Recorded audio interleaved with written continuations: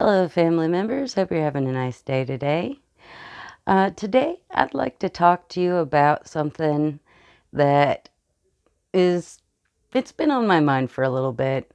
Um, my dad is a big sports guy, and my mom is off on a girls' trip with with my brother's mother-in-law, and they're having a fine time on their cruise, and it's just me and Daddy here, and so we've been talking a lot about sports. And it really occurred to me while I was talking about various things with him that sports leagues are not separate because of physical differences between men and women. And I think I want to get into that. So here we go. So a lot of times when you hear about men and women in sports, there's this base assumption that men are stronger and faster than women. And to a certain extent, that bears out. If you look up the fastest sprinter ever, you get FloJo. And her fastest speed is, I think, like, it's less than a second difference than, say, Usain Bolt's, record or whatever. But there is a difference. There's never been a woman that has run as fast as some of the fastest men. And so to say that there's no physiological differences between men and women, obviously that's not true. But I think that because in that grand sense, there's some physiological differences, people tend to forget how much individual variation humans have. There are female power lifters who could lift far more than most men would ever be able to physically. Even if they worked as hard as they couldn't catch up to her because not everybody is built the same, right? So when you're talking about competitions like, say, weightlifting or, sprinting, things like that, they're one skill over a short period of time at, say, an Olympic level. It may make sense from a physiological standpoint to have different categories for different types of bodies. But when you're talking about sports leagues, team sports, more um, rounded sports that require more than just one skill, I think that physiological difference basically disappears. The reason why we can quantify a physiological difference between FloJo and Usain Bolt is they're one person versus one person. But when you start talking about team sports or sports that have larger, social and physiological and psychological aspects to them, then the ability to compare apples to oranges pretty much goes away.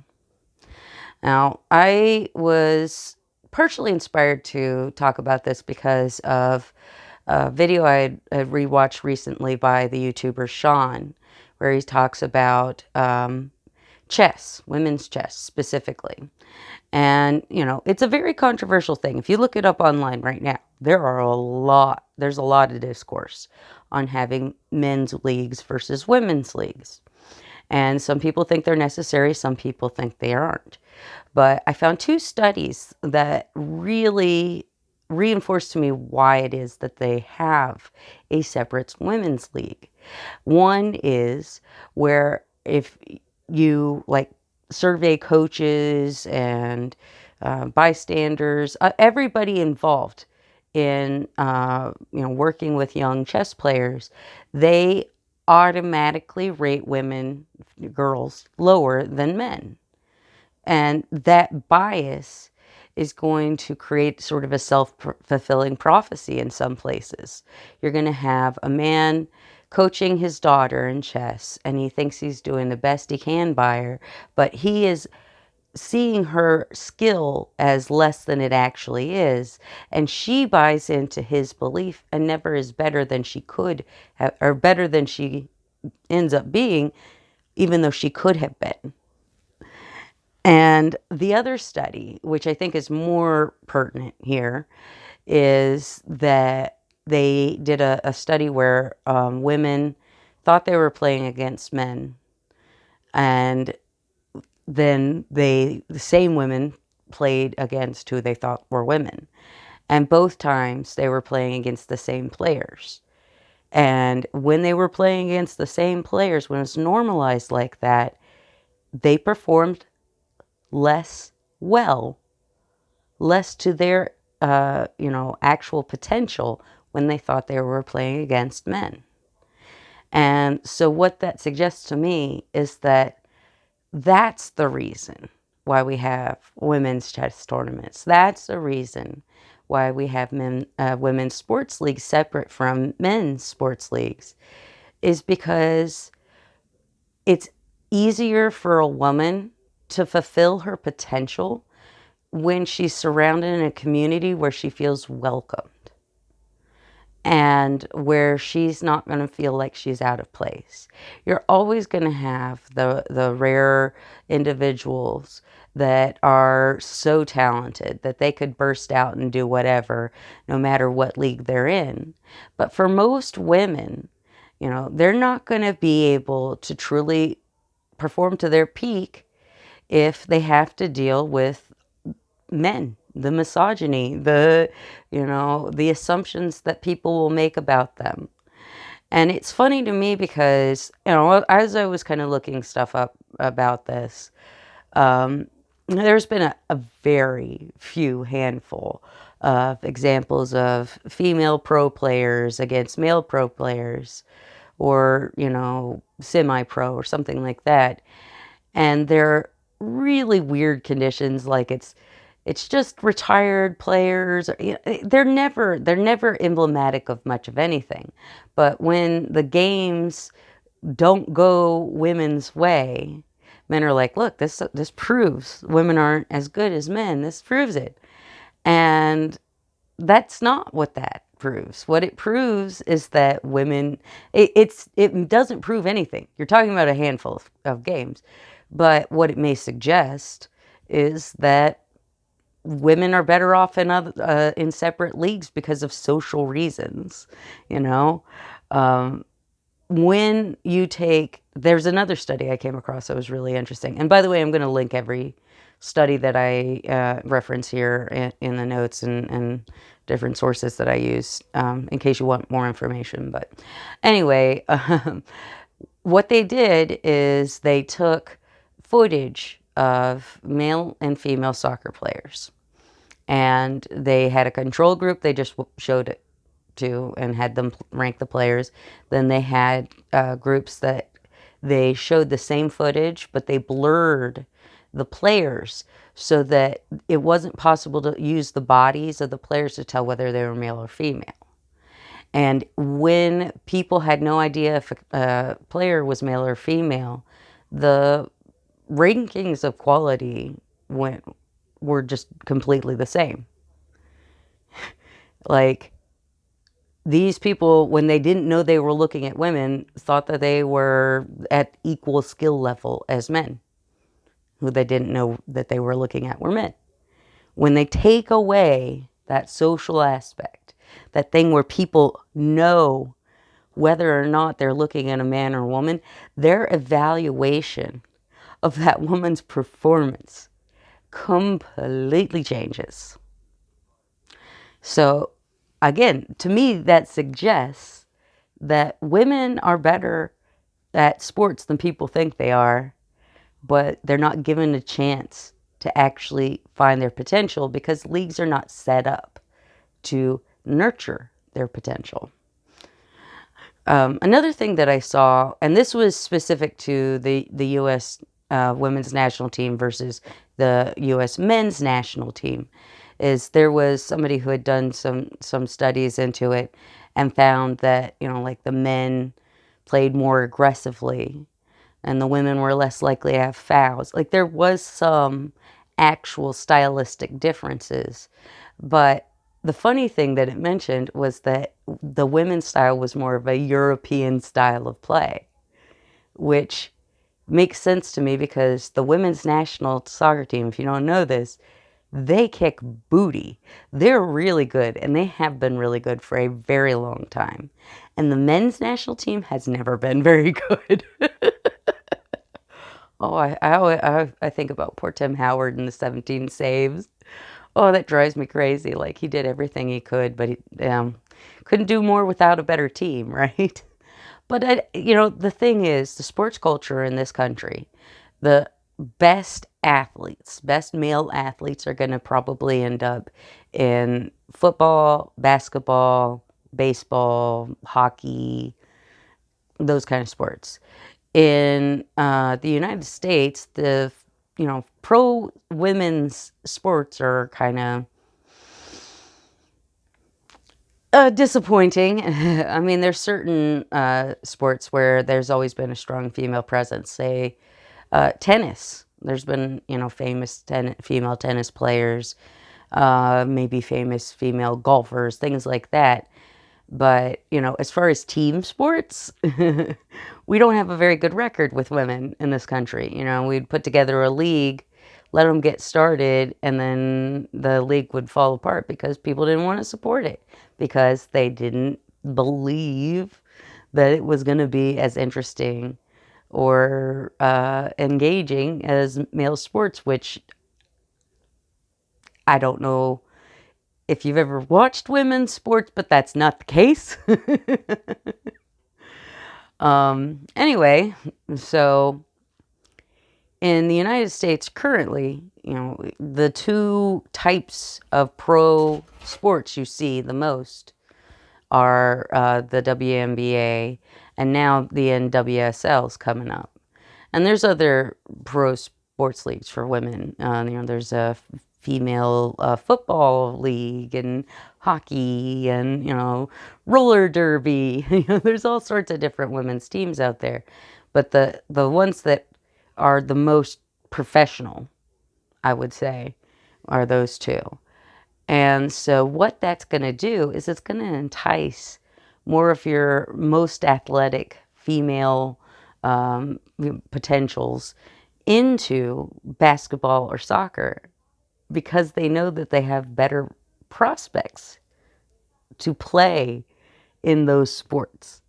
And so they could go into softball, but, there's not really a women's pro softball league that you can watch the games on TV and it's on SportsCenter all the time or any of that.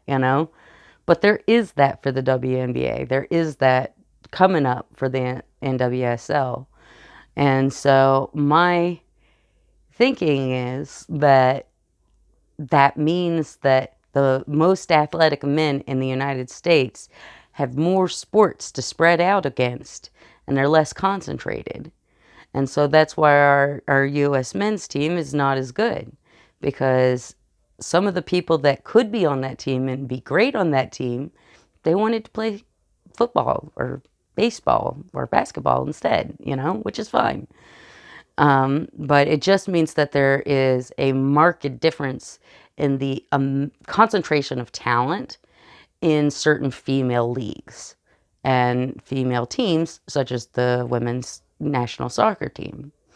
I saw a depiction of a time when there was like a bunch of different retired U.S. women's national team members playing against a bunch of like retired veterans, all sorts of different people from a UK team and just getting smashed. And the first thing that they say is that it proves stuff. And it just doesn't. It doesn't prove anything. It I know I've kind of touched on this before, but the funny thing to me is reading these articles and they just have this base assumption that men are bigger and stronger than women and that women can't compete with men physically. And that is such a weird base assumption because everybody's built differently. I was looking powerlifting, and the thing that I thought was really interesting about that, and it's not just powerlifting, you'll see it in boxing and other sports as well, is there's all these different weight classes. They actually give people who are physically built differently the opportunity to compete against people who have about the same physical advantages and disadvantages they have. And so some of the really amazing star power lifters coming up in the last couple of years are teeny weeny little girls. But when they don't have to be big and tall to be amazing power lifters. Um, like one of them I think was like 5'4". I was like, whoa, that's my height. She's not a big woman, but she can lift. And I just love that. I love that. That's so perfect, because we don't do that in team sports. You've got Spuds McKenzie and Shaq in the same league, right? You got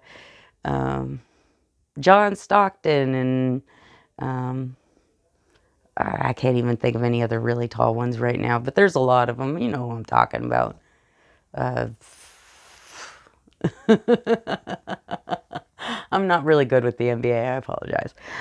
But you get my point, I hope, that there's a range of body types when you talk about sports. That's what I'm talking about. You can't compare teams to teams the same way because it's a collection of people who all have physical advantages and disadvantages, all have size advantages and disadvantages, strength advantages and disadvantages, speed disadvantage and disadvantages, and then there's all the way that those people work together as a team.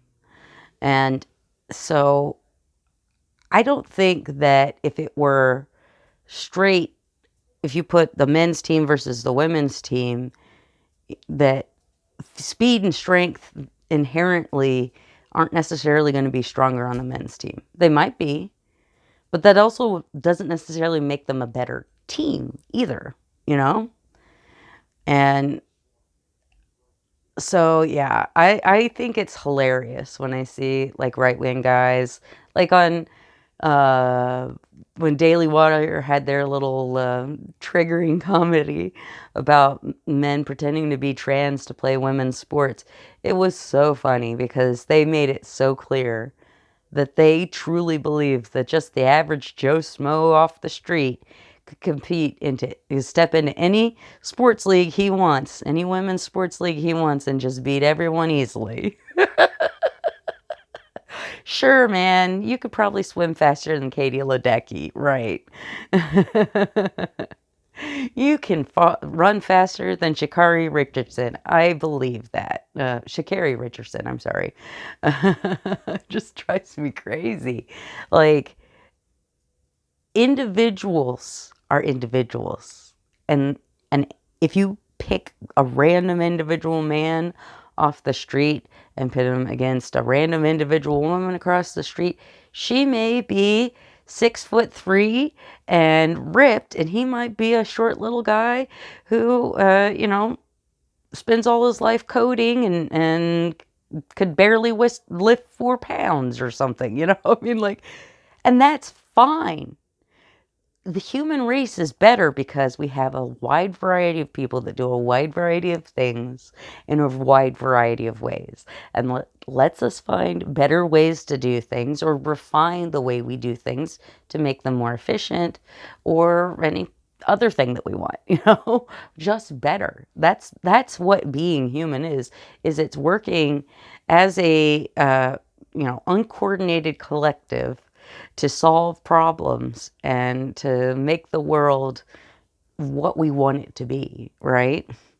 And what I would like is I would like for people to just let go of the silly base idea that men are just more athletic than women And, I read some articles that were so hilarious. Like, it was like trying to sound like it was being complimentary about women's sports, and just but they just took it for granted. They're like, well, the men's team might have more athleticism, which is their sort of like way of talking around speed and strength, right? And but women are smarter and more strategic and blah blah blah. And I was like reading it, and it was like making me laugh so hard. They were like, when women play, they don't hold the ball very long, and they just do, they pass it off. And I'm like, y'all have never seen Marta play, okay? Oh my gosh. My favorite sports team of last year was the Orlando Pride, and one of their star players, Marta, like the queen of women's soccer. She started out at like halfway between midfield and the goal box, faked out 3 or 4 players and the goalie, kept that ball just stuck to her feet, and just charged right in there and got a goal. And this was in the like semifinals in the playoffs against a really good team who was really motivated to win. And she just made them look like fools. And my dad and I were watching, and he was just blown away. He's used to seeing Marta on the Brazilian national team and thus not cheering for her. And so he was kind of delighted at how much fun it is to actually be cheering for her team for once.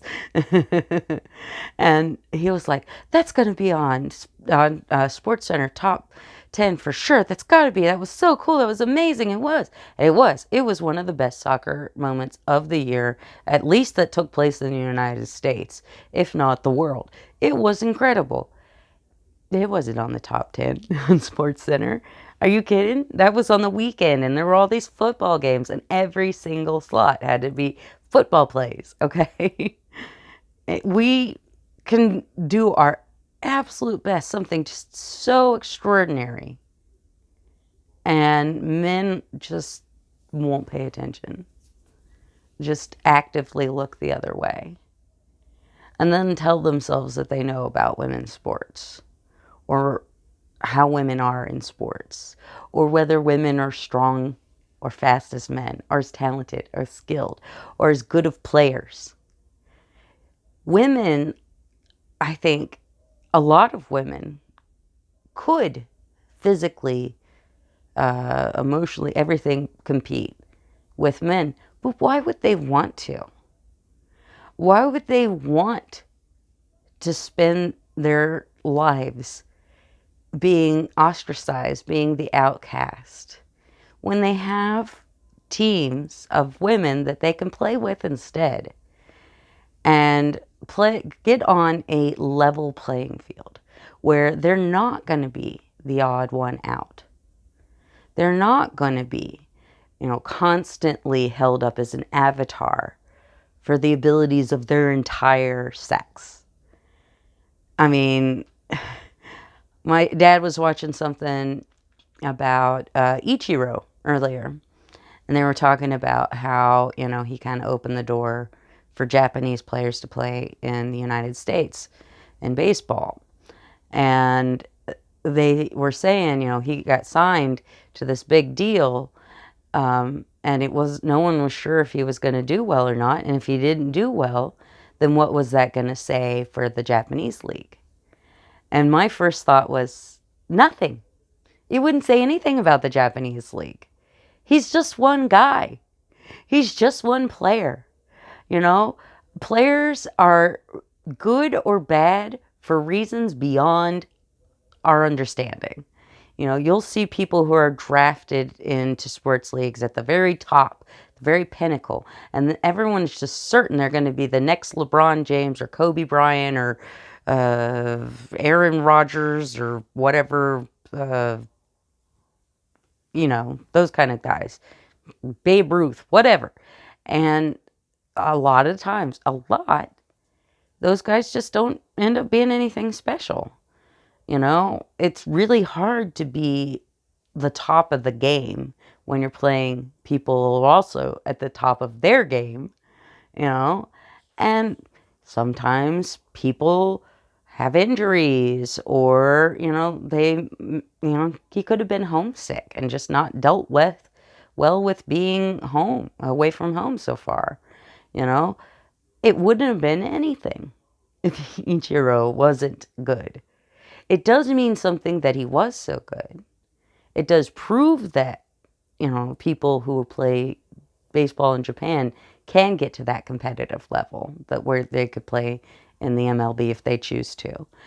But if he hadn't done it, it wouldn't be in any way saying that no one else could, you know?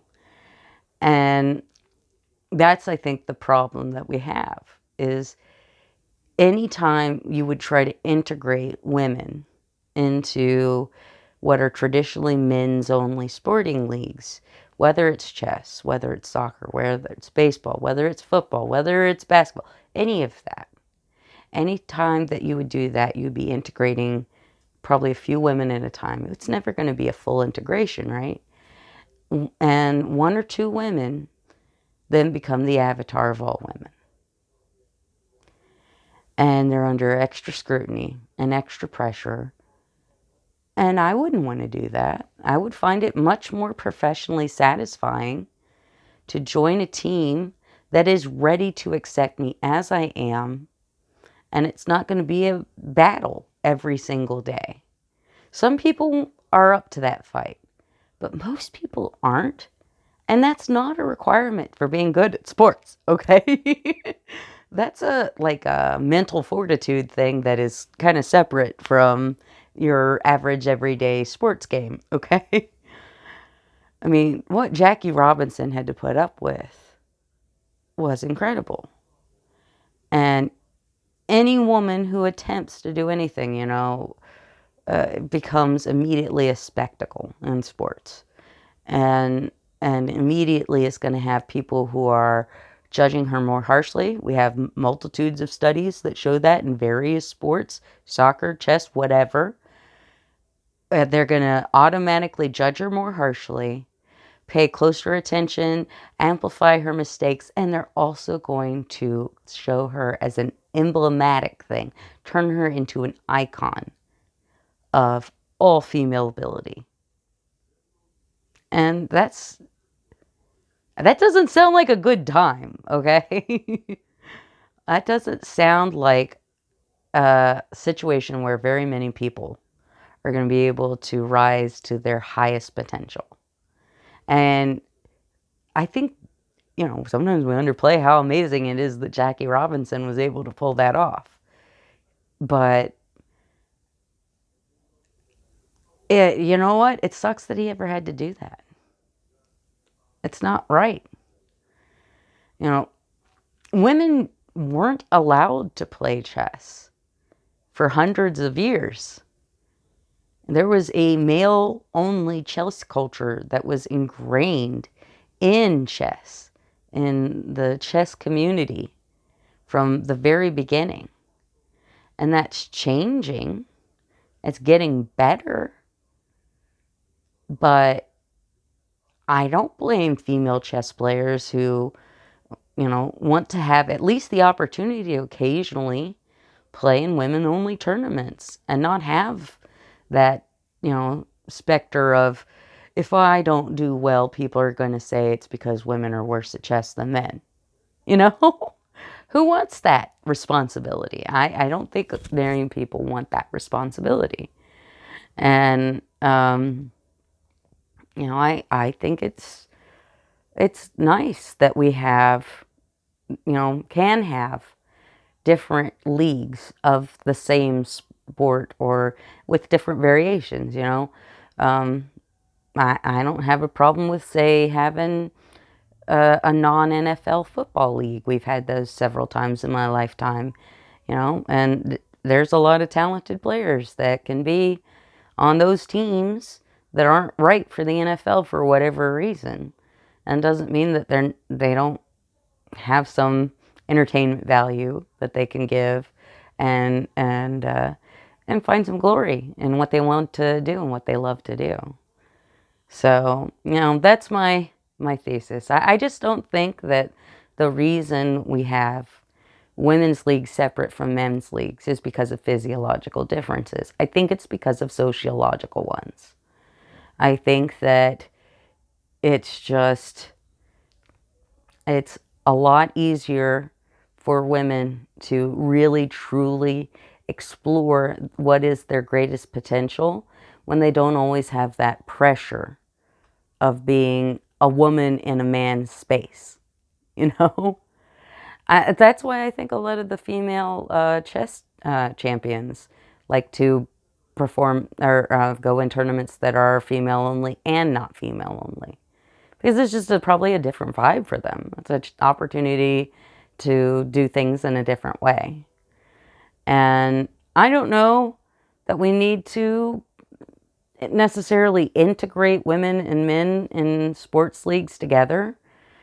Maybe we need to, kind of question what it is that's actually different between the WNBA and the NBA. What is really different between Major League Soccer and National Women's Soccer League, And maybe it's not as different, or maybe it's different in ways we don't understand yet. But women's sports are amazing. Women athletes can be so inspiring. Look at Simone Biles. You can't tell me that woman isn't strong and tiny. So, let's consider whether it's physical differences that really are what sets women's leagues and men's leagues apart. All right, family members, I'll stop lecturing at you. I don't have any cute animals to grab and show you. I'm so sorry. They're all out or far away, so I guess you're just going to have to deal with me. Take care, family members. I'll talk to you again soon. Bye.